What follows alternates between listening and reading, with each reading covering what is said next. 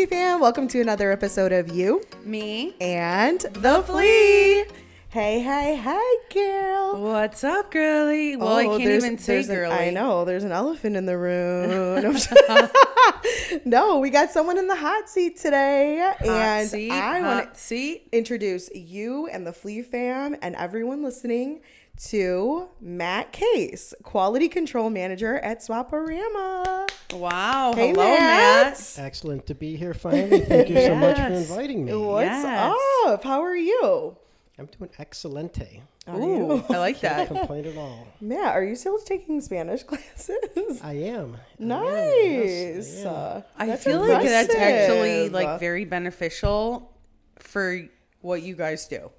It does. It helps. The thing is, the customers, they know just enough Spanish to hold me back from learning Spanish. Okay. Because they can get by. If they didn't know any, Yeah. but we get through and we get down the business. Yeah, totally. Yeah. A little bit easier that way. I know. could definitely use some Rosetta Stone myself. Like all those at the influencers. Is that what you use? I use a few different apps. Okay. And it's fun because, on the app, I'm get everything right. And then it's just putting it into play, which is a little bit difficult because it's easier to speak English than it is Spanish. Yeah. And Plus, I understand enough English. Also, it's like the accent. You gotta roll that R. Oh, yeah. I mean, a lot of things you gotta. Oh, you gotta be ready. You know what's so funny though? And I know Matt watches these, but have you ever seen any of those 90 Day Fiancés or any of those? And I feel like it's so funny now because they'll have their phones and they'll be like, "I'm really upset with you." No me gusta, and it's literally What? that's how they communicate I don't with their. watch And that I'm like, show. What the? Yeah. Do you do that with your? Well, no, you have to be careful. Yeah. Yeah, I know. You're lost in translations because you could say, Yeah. Okay, are you going to come here to sell? And they think, okay, sell, but then it translates into CELL. Right. That's true. Sell, and they're taking up their phone. Oh my gosh, good point. Yeah. Yeah. Oh, I haven't even thought about that. Yeah, that's true. That's fleed up. That's fleed up. Well, Matt, thank you so much for being here today. We're really excited to get to talk to you and kind of pick your brain and hear what you do at Swap and introduce you to kind of our network here. Yeah. So welcome. Great. And jumping right in here, I guess if you could tell me and Rachel, I mean, you and I work together, but I don't really know some of your background and history either. So how the heck did you get here? You guys didn't know I was raised by a pack of wild fleas. Heck of wild fleas. Pack of wild fleas. Oh, so everywhere else yeah. would I be except for right I here. love that. Hey, At we're the all largest flea market. We're all fleas here. No, so I, after college... What did you go to college for, number one? University of Kentucky. Okay. Wow. Okay. So Wait, after Kentucky's college, really big, you know that? No, And I know. The Big Ten, and so are they Big Ten? Yeah, one of them, SEC. Yeah, so got my degree in management, and then Nice. worked on Wall Street for a half dozen years. What? What? Yep. Like, Worked on Wall Street, had a button right here to call down to the New York Stock Exchange. you're joking. No. Cool. Started That's out really in that cool. industry and then moved from there You could put your jaw. over Sorry, I just to- was not That's expecting cool, that. yeah. I traded in a suit for this. Hey, I don't blame you. For a shirt. Hey, I do welcome, not blame baby, you at all. for the This swap would suit. have been an undershirt. Yeah. Oh, back yeah. in the day. Yeah. Cool. So did that for a half dozen years and then moved over to the distribution chain of the investment industry and did some different types of securitized investments, a lot of them in real estate, Okay. which Cool. kind of brings you to here today because in essence, a flea market really is just an exercise in real estate. Right. What are you It doing? is. You're renting out space. Yeah. you're Right. generating Property. revenue, ancillary fees. Mhm. So Yeah. it's somehow getting there. It's a different way, but it kind of No, still yeah. gets you there. Of course. Question. Did you find the flea or did the flea find you? That is very Yeah, good that's question. that's a good question. Thanks, guys. I think I had the flea always in me. Ooh. I was always a bargain hunter.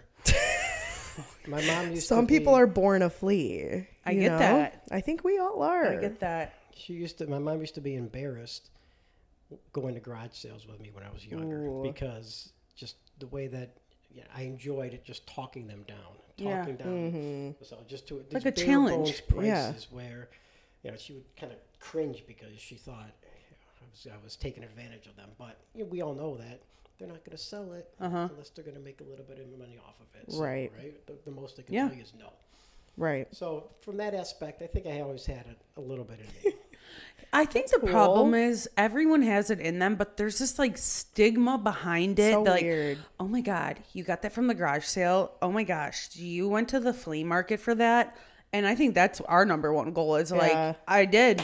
I damn sure did. I got it from the flea market. I got it from the garage sale. What's interesting about garage sales, though, is like I would stay in the car. Like my mom would be like, let's get out and walk around. And I was like, nope, I'll stay in the car. And I did. I like laid down in the back seat. Really? Yeah. I love it. I did too. My grandma and my mom would go and like, I don't know when you were going to garage sales, but like they would have like the sign in the front of the subdivision. With the balloons. Totally. Garage sale at 1234 Main Street. It was everywhere. It was huge. Yeah, man, I've always been into secondhand. Even people think it's disgusting maybe, but I've always been into like secondhand clothing. Same thing with the flea market too. It's used, but it works at least. Right.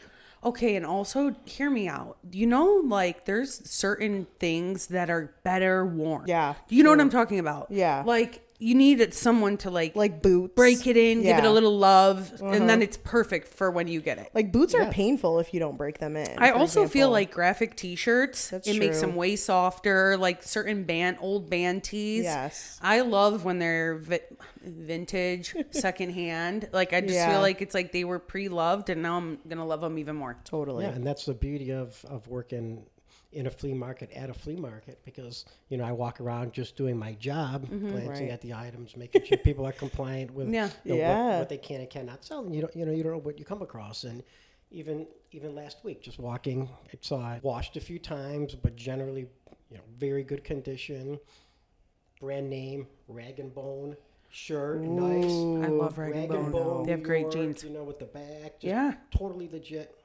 $2. You can't like pass that up. I know. It's so soft, and so I put it on, and I think like I wear this when I go out on Saturday night. Yeah, and it was $2. $2, and literally that's awesome. $60 maybe for something like that. Oh yeah, or easy. Upwards, or more. Yeah. And I would never spend $60 on a t-shirt. Well, if you could tell us more about your roles and your day to day at Swap, like what does that look like? Yeah, so most of my days. What is quality control? I was gonna say, what's your title? Quality control? Yeah, quality control manager. Okay. So, the broader picture of that is, it's kind of making things more efficient at the market, trying to anywhere from addressing, problems that come from the vendors, because when you have a problem, for example, that's when you learn the most. Right. When you have a vendor coming to you and then, and I look at it as, okay, if this person has a problem or an issue, then there's more people that are like that. Yeah. And it needs to get this one just came forward. It needs to get addressed. So it's anything that has to do with increasing the efficiencies of the market and helping it run smoother, because it's always changing. There's always new challenges. So what would you say, like, I don't want to say like what's your daily routine, but like quality control, like what does that look like on a Wednesday? Like you go to the office, what is the first thing like you have to do? Like what's your, I got to do this to-do list and make sure everything is good. What does that kind of look like? Yeah. So for example, was it Tuesday, pulled into the market, a few signs were down that blew over. Oh, wow.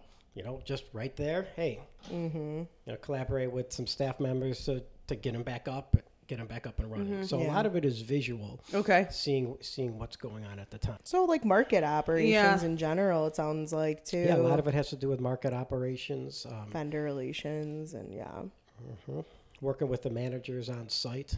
Yeah.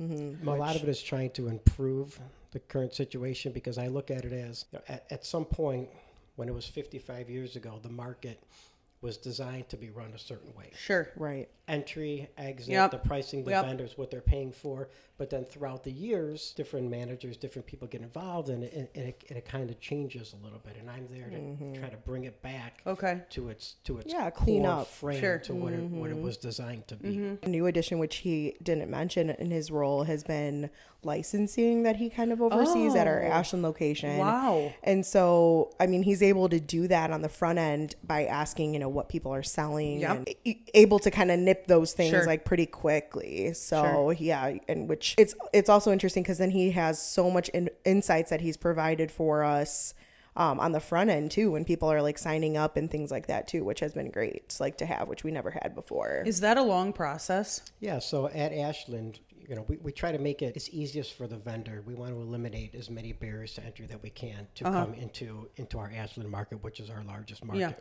We have over 1,000 vendors that come in, and 1,000 vendors, but a lot of them rent 1, 2, 3 spaces. So it really does add up. And what we've designed was a business license department at Swap-O-Rama with stated hours where we allow prospective vendors to come in and ask questions. And for the most part, the largest percentage of them, 90% that come in or more, end up applying for a business license. And we get them from the start to the finish, which is where they have their license in their hand.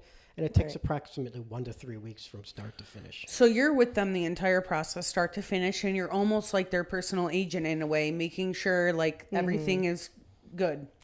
Yeah, we track it for them. They don't really do much. There's little that they do on their behalf.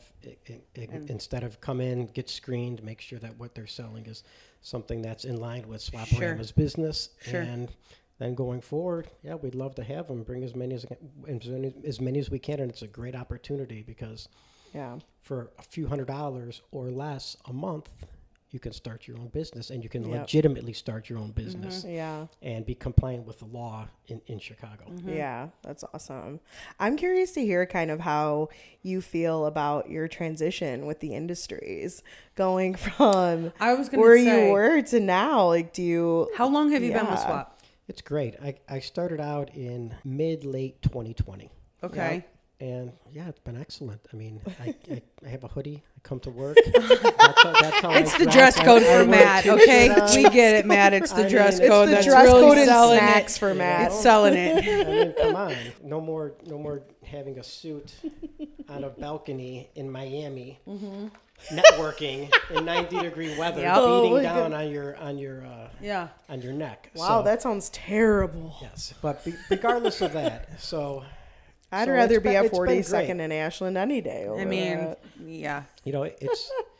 It's been great. A lot of it takes a lot of creativity, getting things done.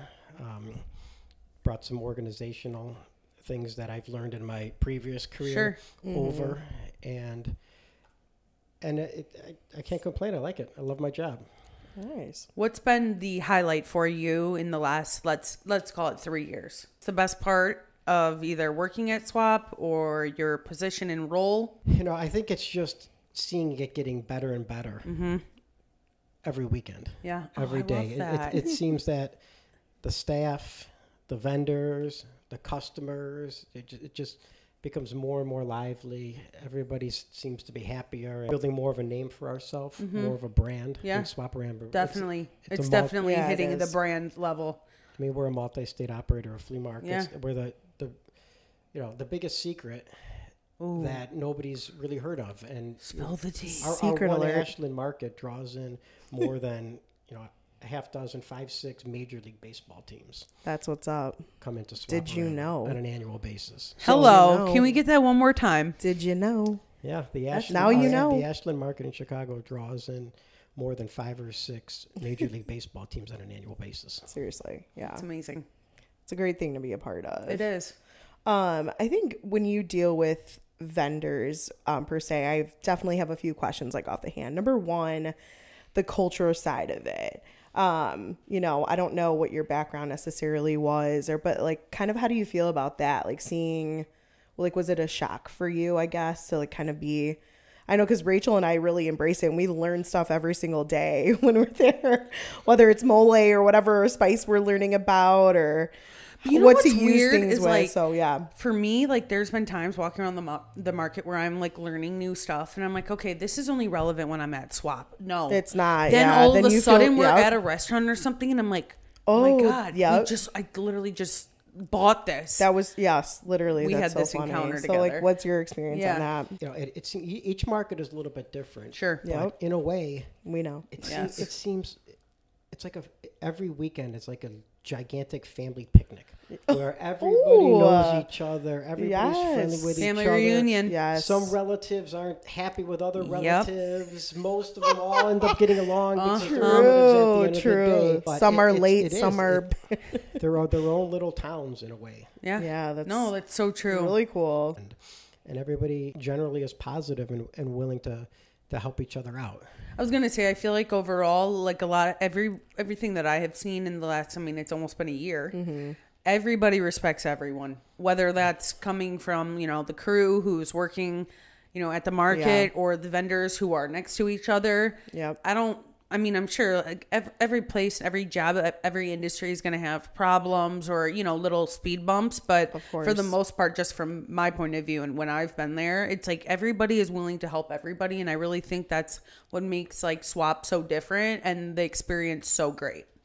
Yeah, they have to work together. A lot of them are individual vendors and they do some of their own shopping there to resell. So if they have to step away for a minute, somebody has to watch their booth, keep it secure.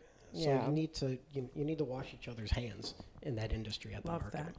What's some challenges that you see, whether it's like in the market overall, all the markets, one in particular? What are you kind of challenged with right now?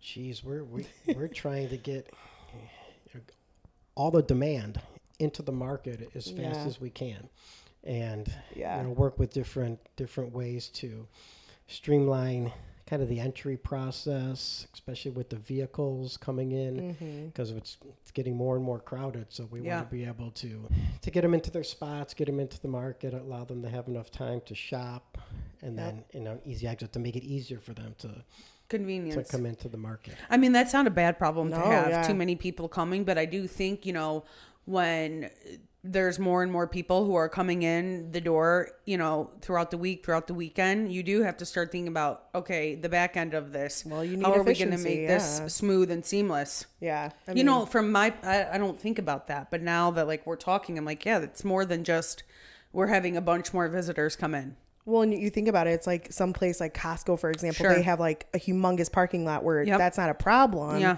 But people are selling in ours. Yeah.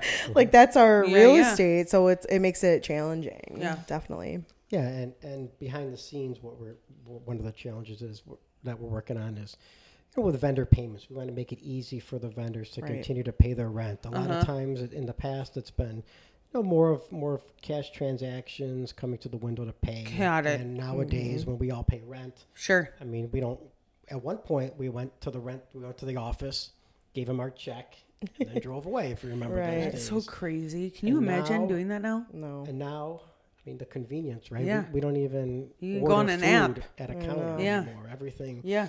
And so we're trying to pass that message along to the vendors, allowing them to easier ways to pay for their space. Yeah. I feel like that would be a challenge. Like, how do we keep it a flea market and like the family owned around for 55 years, but also be innovative and keep up with the trends of everything else that's going on? Right.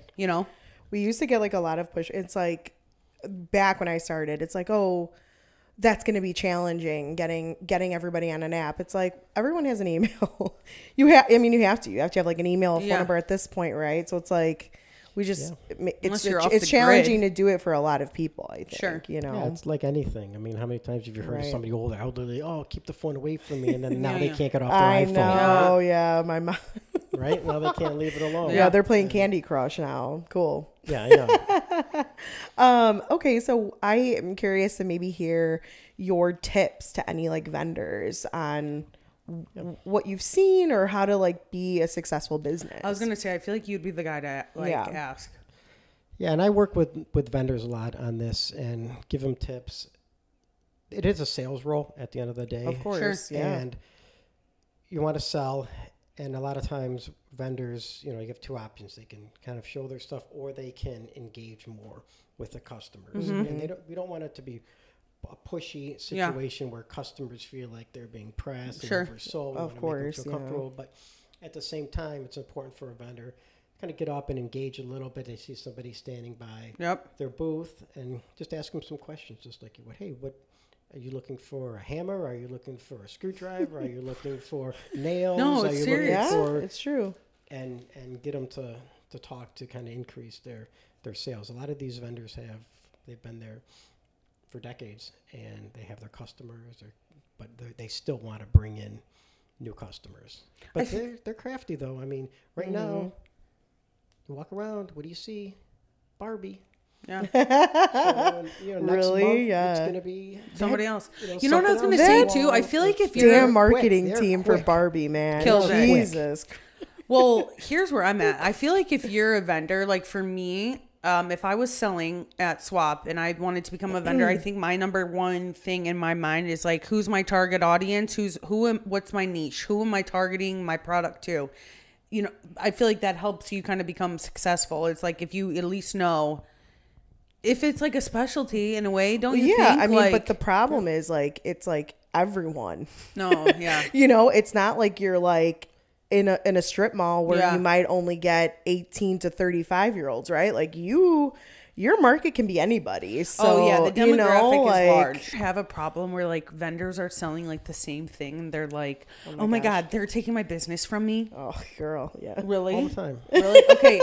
And do they talk to you about it? Yes. Okay. So I'm that vendor right now. Yeah. How are you handling that situation? Both of us sell books. Yeah. Old books, textbooks. I don't want to be by her. Yeah. How do So you we're handle coming. it? Do you have is there someone I can talk to in the head office? Because this is like so annoying. Rachel's just and here's my side. She got me fleed up. Rachel is just jealous because I'm selling more books than her. Sorry. So now what? Yeah. So at the highest level, We don't put you in the hot seat for nothing. we know, and this just has to be, translated to the vendor so they can understand this. But I know that there's a reason why when you go somewhere out to any place where there's the masses, you will see a Coke machine and a Pepsi machine right next to each other. All the time. All the time. All the time. Because Coke and Pepsi spend hundreds of millions of dollars a year, a year, because they know that when you walk up to that, it's not a question of are you thirsty, it's a question of which one am I going to drink. What am I picking? And I try to pass that information off to them because it's factual. Mm-hmm. Yes. And hopefully they take it, which they do sometimes. Or you have to go into says sometimes. Or you have to go into it and you have to negotiate with them too, because if they're not happy, then you have to come up with some solution to make them happy. And there's been times where okay, this is where we're going. You're not going to sell slinky bracelets anymore, and you're going to take down your Mexican artwork. Oh, okay. All right? And then are we good? So you have to negotiate. Yeah. You take down the piñatas, and you stop selling the candles. No. Yeah, and that's true. then they agree. I mean, it's so funny because it's like, I feel like you're okay though. I feel like Matt is a good guy to handle this because you just like are soft spoken. If they came up to me, I'd be like, "Listen here, guys, be like, figure it out. Listen. Everyone has a space. Everyone's paying the same I was gonna thing." say it's like literally 9 times out of 10 there is like a CVS and a Walgreens on the opposite corner, Right, or a CVS, King Walgreens, and a McDonald's, Always. and it's like, okay, McDonald's is not selling chicken fries. No, Family or Dollar, Whopper Junior. Yeah, Family Dollar, Exactly. Dollar General. You have Boardwalk fries right It's next to a like- McDonald's. Yeah. And I think There's they room for know. all of us. I've said this before. Seriously. Everybody can win. Okay, We can all win. you got to want it. Yeah, we have But I some. like we this have compromise. That's what I'm saying. and we have some that you want them to have the attitude of, okay, I'm selling jewelry.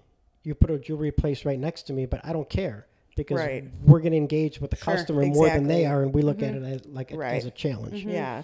And we have that too. Yeah. Yeah. I love that. How do you balance those different needs? Like in particular, like if you do have someone that's a hothead and kind of won't let it go, do you have like a tactic business wise that you kind of go to, or? I mean, you just kind of want to make them feel heard. A lot of times, there's Sure, certain tricks sometimes that it's you just can that. do within customer service, and just repeating what you're trying to get across. I have a certain way that I handle a lot of customers. It's this AAA technique that I use, which is you acknowledge and then you align and then you affirm. So somebody comes in, says, AAA, "Hey, baby. Hit me with a AAA. This That's what I'm saying. This person's selling the same thing that I'm selling." So then you acknowledge. You say, "Okay, I can see this person selling the I same thing you're understand. selling," and then you aligned. If that was me, I'd be mad too that they're selling the same thing that I'm selling. Yep. I've been here for longer than you have been. And then you affirm them. Look, we're making it fair for everybody. Yep. I assure you, it's assure, not affirm. I assure you we're making it fair for everybody. I assure you that your happiness is the best. And then they keep going, and then you just keep on repeating it. And that usually we've kind of talked about this. Why do we both? Here's my thing. Tell me. If people don't think that Swap has processes and operation, I mean, excuse me, we are no joke here. You're dealing with. We know what we're doing. Yeah, you're dealing with. We have skilled professionals. Clearly, amount of people. Yeah, yes. Yeah. Mm-hmm. You have to do it that way. You have to have systems in place. It kind of helps too if like you're there all the time. You know exactly how to approach certain vendors. Mm-hmm. You know, you're not going to use the same tech. You might use that same AAA method, but you know that I'm like straight to the point. So you could probably tell me, oh, do this, but the person next to me maybe is a little bit more sensitive. So you kind of have to change your direction. Yes. Some you don't have to go into it. Yes. Some you don't have to go into it. You just tell them and they're done. Yeah. Yeah. You kind of have to, you have to make your customers feel special. Yeah. And I mean, if you look at them with a big S on their forehead and just to remind you that, they have to feel special. Yeah.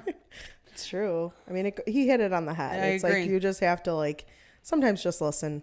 Everyone just wants to be heard. 100%. Yep. And it goes to a few episodes ago with the reviews. It's agree. Like we do take all of those things into consideration. Sure. There have been a lot of things that Matt has brought back to our team from being on the vendor ground level, from hearing it. And, we've executed those processes and changed things because of them. So it's sometimes, like you said, we have to hear those and we don't take them lightly, we do appreciate it. And like you said, one person comes forward, but another 100 are feeling the same way, but they don't want to say anything. Yeah. Exactly. Love that. I'm curious, with it sounds like you have so much kind of negative things coming at you sometimes. How do you stay motivated and just smile, clear-headed? Yeah, every day. You sound so calm and collected. I feel like I'd be like, oh my gosh, the flea is going. What do I do? How do you do it? I mean, you just have to really. He took a deep breath there. Uh-huh. Just have to. I mean, you do get a lot of that, and I'm sure. I mean, it's hard to not have somebody else cause stress in you. But again, I'm not going to have anybody else make me feel stressed because of them. I mean, it's them. They can feel stressed if they want to feel stressed. Sure. I'm trying to dispel that. But I mean, how I do it is, again, a lot of times you do get a lot of that, but just stay calm, talk to them, and as you're doing that, it tends to calm them down a little bit as well. Assure them always. You want to just make a note of something that comes up and you want to follow up. That's the whole trick, because they want to be heard, and then you want to continue to follow up with them. And we have a situation here where that comes in play. My system itself is I get it in writing. I have a note of it, and then I'm able to follow up with them. Nice. And coffee and yoga help. Because oh, so you got really good skin. So you're doing something. Some kind of self-care is happening. Either your wife is taking really good care of you, your skin's glowing. Looking really healthy today. Wow, I need a tan. A hot item that people are selling right now, a popular item. I've been seeing Barbie. We love Barbie. That's hot right now. Awesome. And a lot of different types of stuffed animals for children, I see. Okay, finally, I guess we will end our episode with the flea final 5. All right, here we go. So what is one of the best or your favorite item that you've bought from Swap? I would say the best is I bought an almanac from 1875 for $1. And it still had the map inside of it where you could open it up. Oh, wow. And, you look at the roads where there's no airplanes, there's no automobiles. Nothing. And that is systems. Cool. And the descriptions of the humans, three types.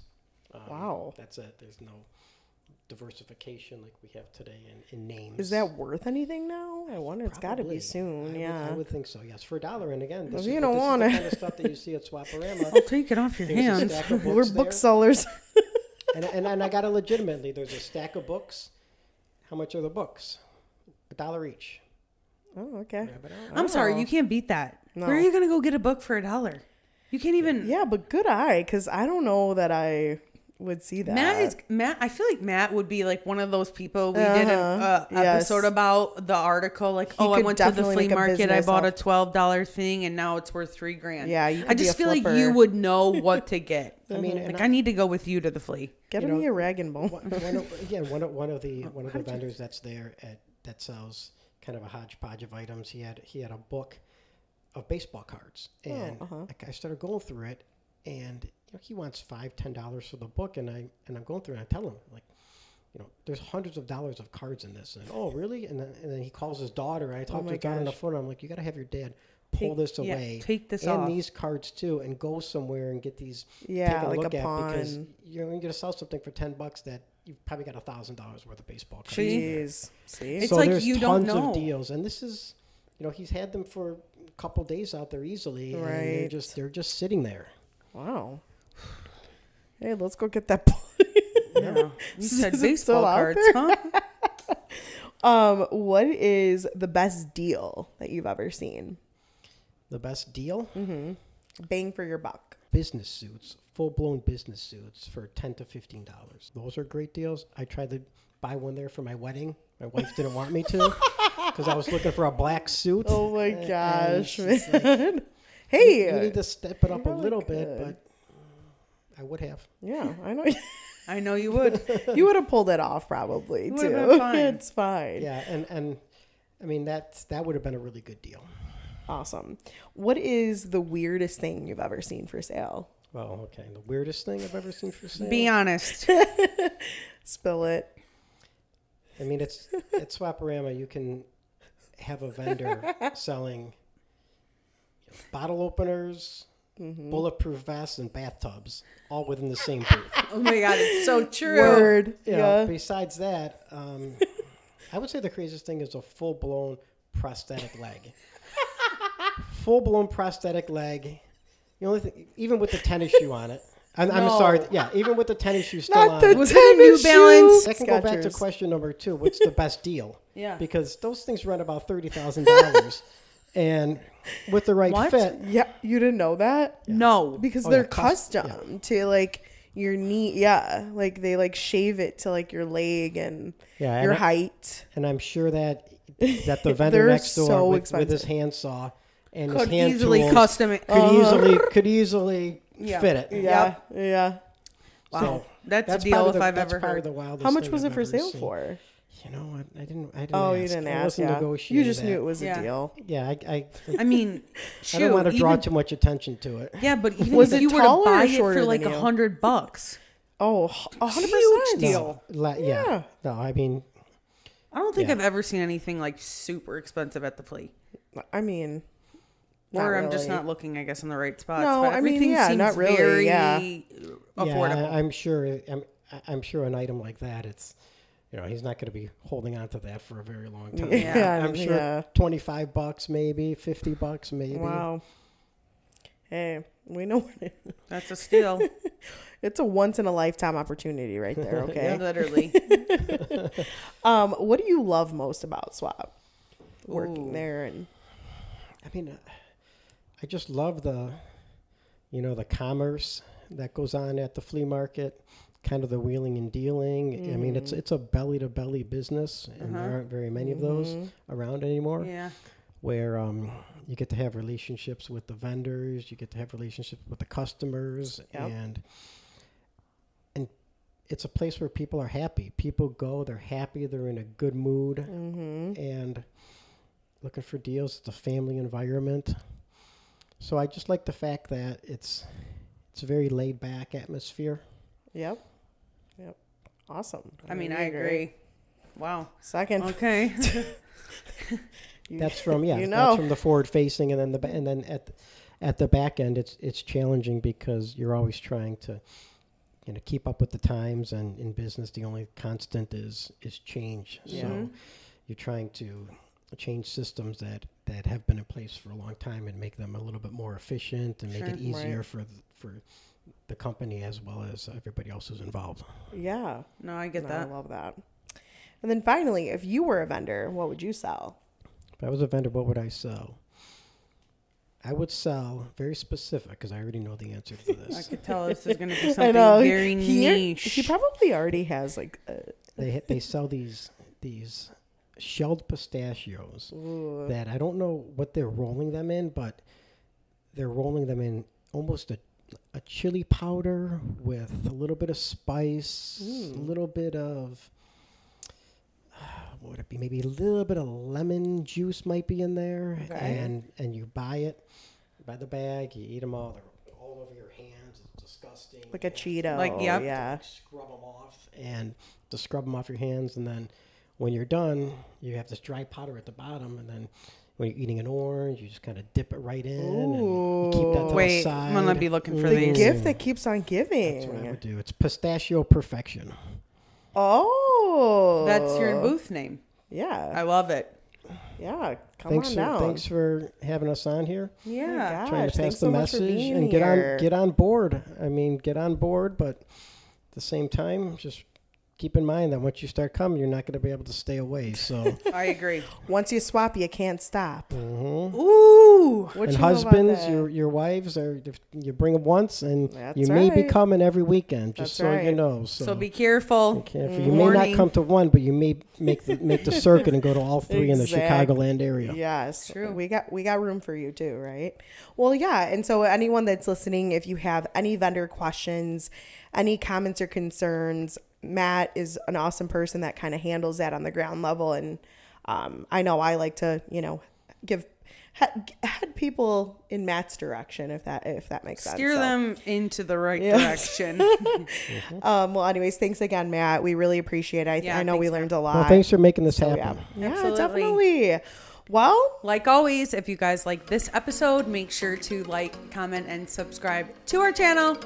And thanks for listening to another episode of You, Me, and the Flea. See you next time. Bye, guys.